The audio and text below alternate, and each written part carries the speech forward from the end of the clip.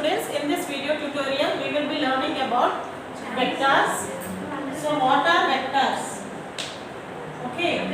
So in this session, in this module, you will be learning about vectors.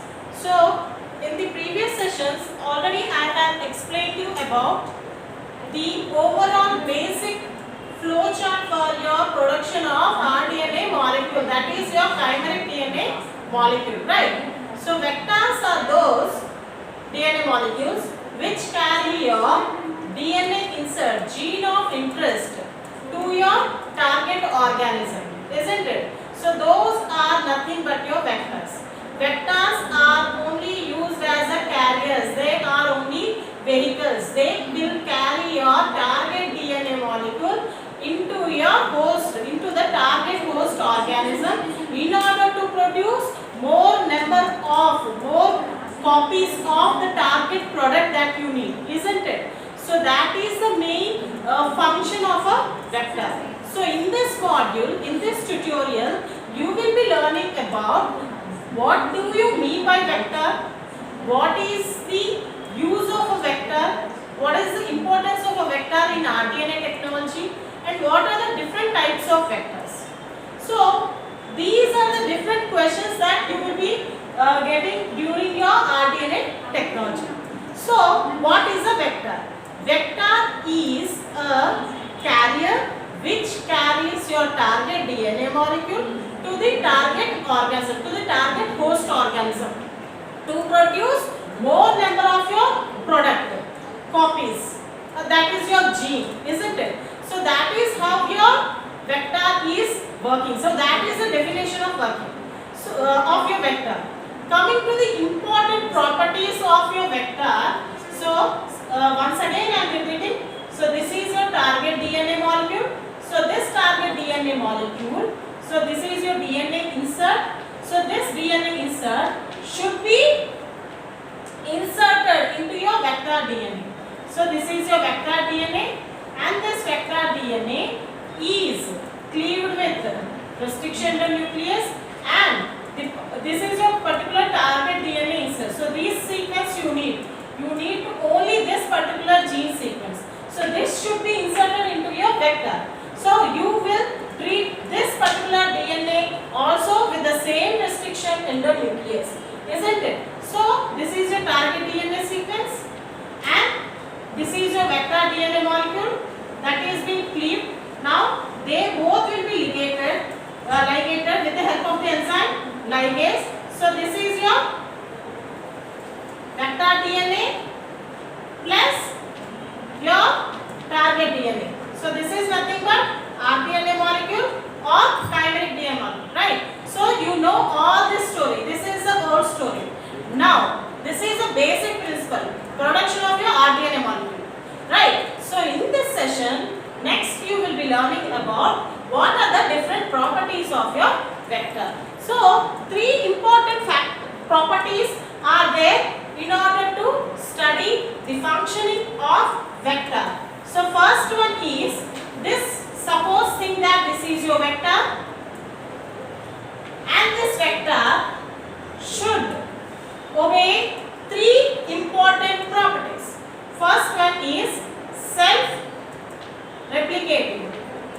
What do you mean by self-replication? Self-replicating means it should replicate any DNA molecule before it is being subjected for replication or transcription for any gene expression. It should have the important property that it should be self-replicating. Means it should have origin of replication site, that is ORIC site. Means that every vector that is used, that is your self-DNA vector is nothing but self-replicating molecule, isn't it? So this should possess replicating system, sequence of genes that are used for replication, that is your origin of replication, ORIC site. Next is it should, so this is your origin of replication. So this vector should possess origin of replication. Why? Because this should possess the replication property, self-replicating property. Why? Whenever you will insert any DNA molecule, gene of interest into your vector, this vector should have the capacity to replicate this particular DNA insert into the host organism, isn't it? So this vector should possess self-replicating property. When this self-replicating property is observed, then it is having ORIC site, the sequence of genes that are used for replication. Next property is vector should have multiple cloning sites, MCS, or multiple restriction enzymes sequence. What do you mean by MCS? MCS means multiple cloning sites. If at all, assume that, so this is your vector DNA and you will treat this vector DNA molecule with some restriction endonuclease.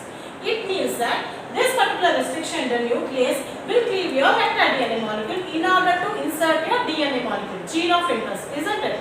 So where does it cleave your vector DNA molecule? It should possess a sequence of multiple cloning sites. Means this is your multiple cloning site sequences. Means this particular sequence is having that particular sequence whenever it is treated with restriction endonuclease site, it must not have only one restriction site. It must have more than 3 restriction sites. For example, if this particular vector is treated with EcoR1, then it will go and cleave here. If this particular vector is treated with BAMH1, it will go and cleave here. If this vector is treated with HIND3, it will go and cleave here. Means the vector should have that property, that means it can be cleaved. It must have more than 3 restriction sites. Means each and every enzyme will go and cleave your DNA molecule at a specific sequence, isn't it? So those are restriction endonuclease. The same story is obtained here also. So these are the 3 different restriction endonuclease with 3 different sequences.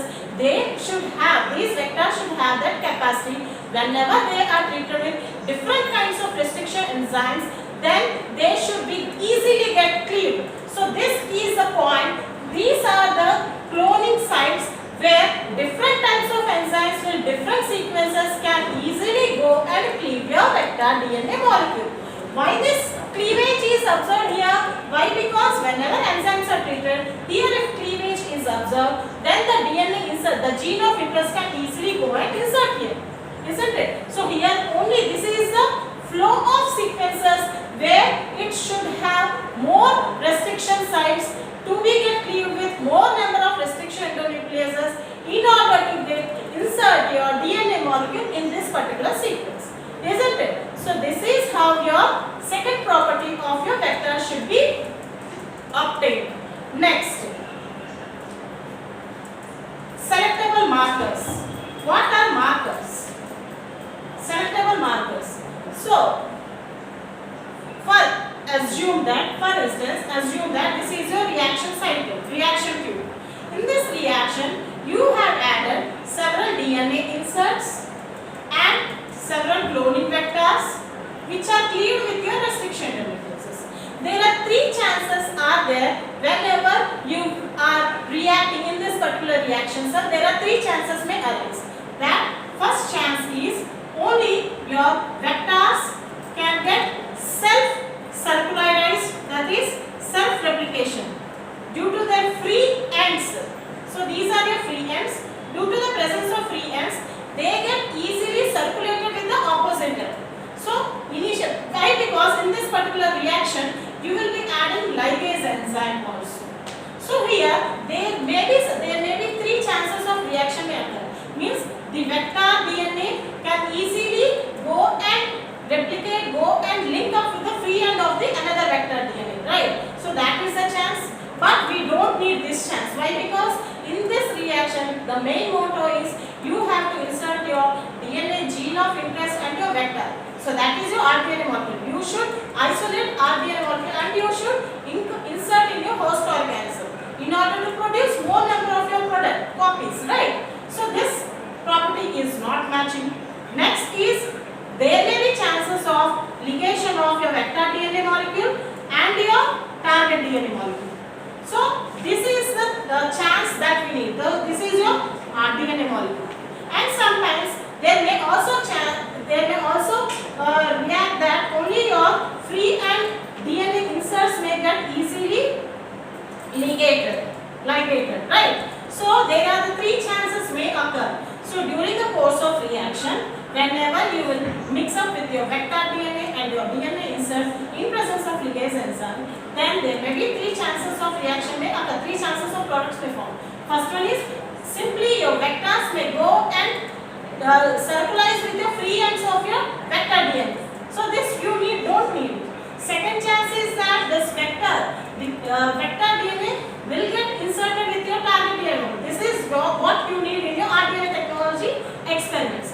Third chance may that your free and DNA inserts may easily get ligated with your another DNA insert. So this is also you don't need. The main motor is production of RDNA molecule, that is target DNA molecule. So whenever if you will take plates for this particular RDNA molecule, this particular DNA should be grown, if you left for grown in an amplicin resistant antibiotic, then what happened? Suppose up to here the story is different, right? Up to here the story is finished. Now let us assume that this is your DNA insert, that is the first property, or site. This is your second property, multiple cloning sequences or multiple restriction nucleus. Now the third property is multiple selectable markers. If you are allowing this, if this particular vector DNA is having amplicin antibiotic, so this is your amplicin antibiotic, and this is your penicillin antibiotic, penicillin, and this is your amplicin. So this vector should have that property that whenever you will go and insert your DNA insert molecule on your amplicin, then what happens? Then this vector will shield your amplicin resistance, isn't it? Suppose think that this is your amplicin resistant region, and here you are going and adding your DNA insert here. Then the amplicin resistance will be shielded out, isn't it? Because this DNA insert will go and sit on this particular amplicin resistance. So then what happens? The amplicin antibiotic activity is not observed. So this is your DNA insert and your vector DNA, that is your RDNA molecule. So as I said earlier, this amplicin resistance is shielded out because of insertion of your target gene on this particular amplicin. Then what happens? When you will allow this particular RDNA, your vector DNA and your DNA gene of interest go into the amplicin plate, then what happens? The RDNA molecules will not show any growth. Only your free vectors, only your free and DNA molecules, DNA gene interest, only these two, 1 and 3 will show growth in amplicin resistance,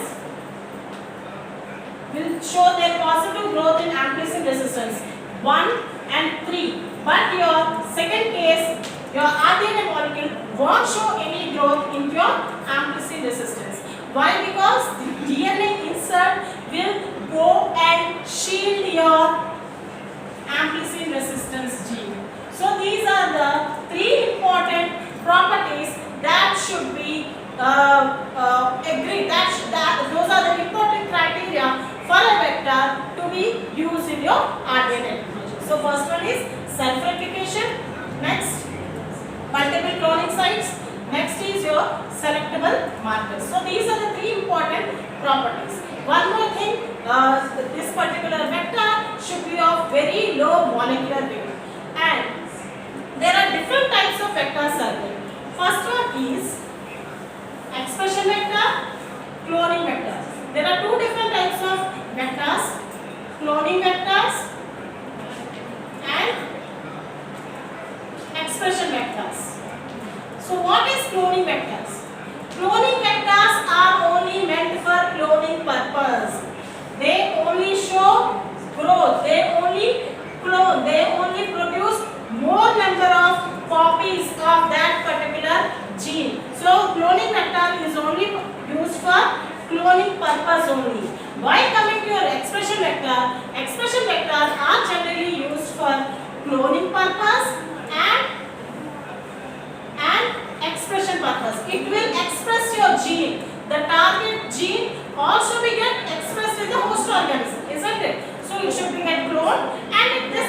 gene should give expression. So both the properties are present in your expression vectors, but only cloning properties are observed in your cloning vectors. So these are the two different types of vectors that are generally used in your rDNA technology. Only your expression vector is generally used in your rDNA technology. Why? Because it possesses both cloning and expression property is present in your expression vectors. Now, different types of vectors are prepared in this particular experiments. So depending upon the size of your DNA insert. So if you are going to insert the gene of interest, if it is around 6 to 10 kb, if the size of the DNA molecule that is to be inserted is around 6 to 10 kb, then it is a plasmid. In the coming series of sessions, you will be learning about different types of plasmids, different types of vectors that are generally used in your rDNA technology. So depending upon the DNA insert size, the size of the DNA molecule, the size of the gene of interest. So if the size of the gene of interest is around 6 to 10 kb, then that particular gene can be inserted in a plasmid. This is prepared from bacteria. In the series of sessions, we will be explaining all these vectors. Okay. Next, if the DNA insert is of around 10 to 25 kb, then it is phase mid. If your DNA insert is around 25 to 30 to 100 kb, then those are plasmids. If your DNA insert is more than, if it will carry your gene of interest more than 500 to 1000, more than 100 to 1000. So there may be a bacterial artificial chromosome, yeast artificial chromosome, and if your gene of interest is having the property, that particular vector is having the property to replicate in more than 2 organisms, they are known as shuttle vectors. Okay, in detail in the coming sessions, in the future sessions, in the future tutorials, I will explain you about plasmids, phasmids, plasmids, gap and shuttle vectors. So depending upon the size of your DNA insert that is to be carried by the vector, so depending upon that particular reaction module, so different types of vectors are used. So this is in this tutorial you have learned about the definition of vector, different properties of a vector, and different types of vector that are generally used in order to carry a DNA insert molecule. Okay. See, once again I am repeating, these are the 3 important properties: self-replicating and MCS, multiple cloning sites or multiple restrictions and sites, and selectable markers. And 2 types of vectors: cloning vectors and expression vector. Cloning vectors are only mean for your cloning purpose. Expression vector are meant for cloning and expression. Okay. So those are the different types of vectors. Okay. Thank you.